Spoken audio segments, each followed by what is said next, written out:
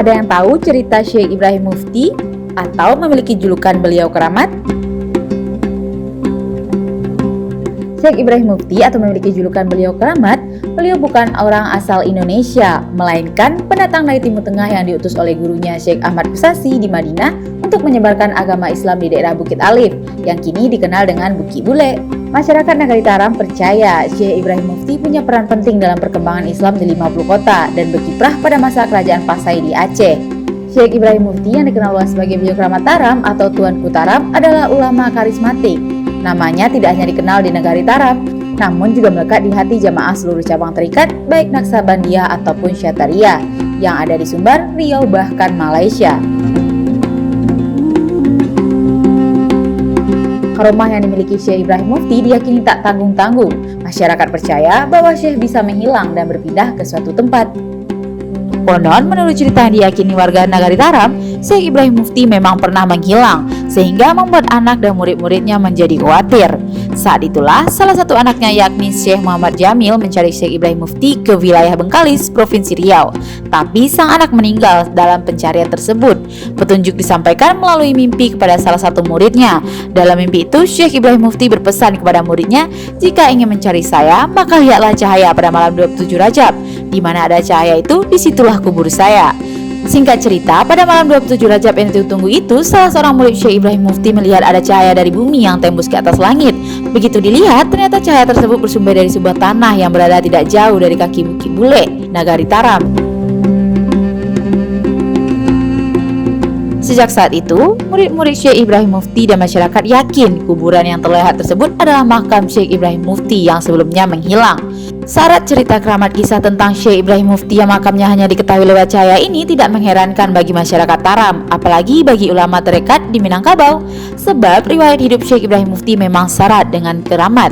Salah satunya kisah hidupnya yang pernah diceritakan oleh Syekh Ibrahim Mufti yang tiba-tiba menghilang dan pergi memadamkan api yang membakar Mekah. Padahal pada saat itu rambutnya separuh dicukur.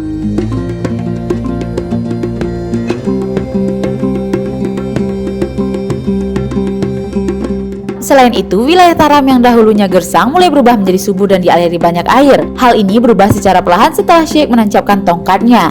Saat itu, Syekh Ibrahim Mufti menancapkan ujung tongkatnya ke dalam tanah. Lalu dihelanya tongkat itu sambil berjalan ke arah timur. Tanah kering yang tergerus tongkat Syekh Ibrahim Mufti seketika lembab basah dialiri air yang datang entah dari mana. Sesampai di ujung paling timur, Syekh berhenti, dibiarkan tongkat itu tertancap lebih dalam dari tancapan pertama. Kelak titik tempat beliau berhenti dinamai Kepalo Banda.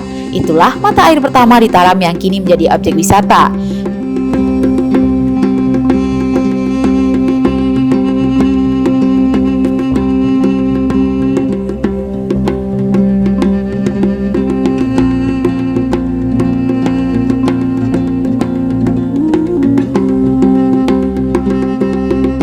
Makam ini sering didatangi peziarah dan juga turunan keluarga. Makamnya terdapat di Kompleks Surau dan menjadi tujuan ziarah, terutama tanggal 27 Rajab. Penziarah datang dari berbagai daerah di Minangkabau, baik dari pengikut tarekat Naksabandiyah maupun tarekat Syatariah.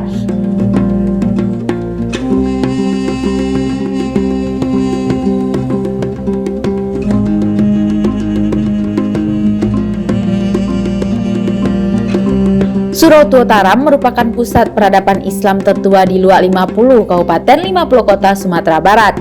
Surau Taram terletak di Jorong Cibadak, Nagari Taram, Kecamatan Harau, Kabupaten 50 Kota.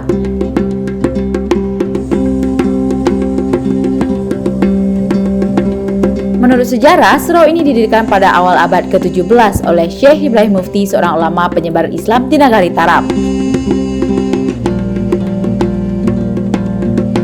Didirikan surau ini untuk mendukung kegiatan dakwahnya dalam penyebaran Islam di Indonesia.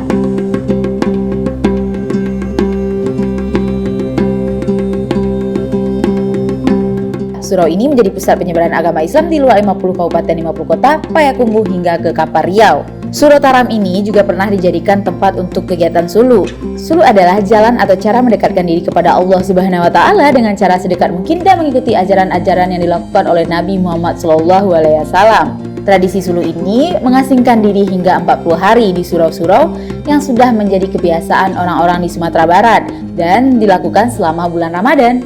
Secara sains, tradisi ini berkolerasi erat dengan kesehatan mental dan menjadikan kita semakin dekat dengan Sang Pencipta.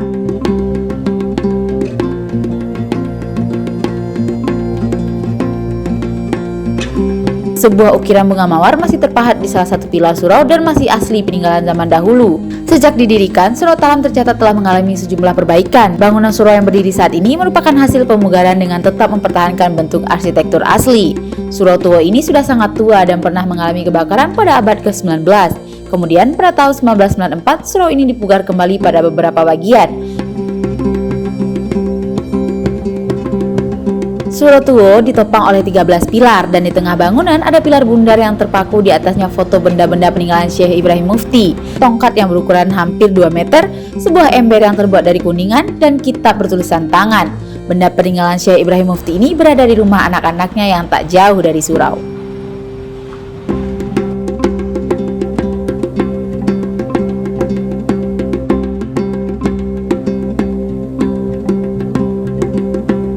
Terdapat papan bertuliskan makam Syekh Ibrahim Mufti dan adiknya Syekh Muhammad Nurdin pada bangunan. Setelah menelusuri ke balik kelambu, kita akan melihat dua makam yang sudah dipasang keramik. Sebelah kiri adalah makam Syekh Ibrahim Mufti dan sebelah kanan adalah makam Syekh Muhammad Nurdin.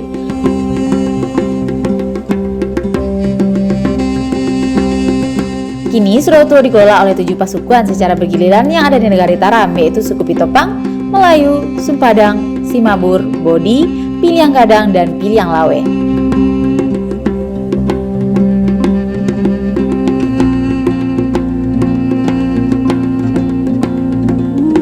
Surau Taram tercatat sebagai surau yang memiliki tradisi menulis dan menjalin naskah. Sedikitnya 100 koleksi naskah diperkirakan ada di sini, tetapi sebagian besar kini telah hilang.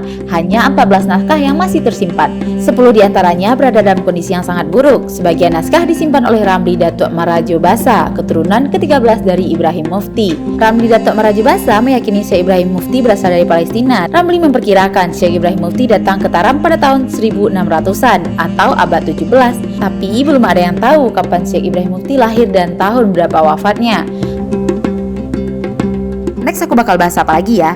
Yuk tulis aja di kolom komentar dan jangan lupa like, share, dan subscribe serta nyalakan loncengnya biar kamu gak ketinggalan video terbaru aku. Bye bye, terima kasih. Jangan lupa like ya. Dadah, sampai jumpa.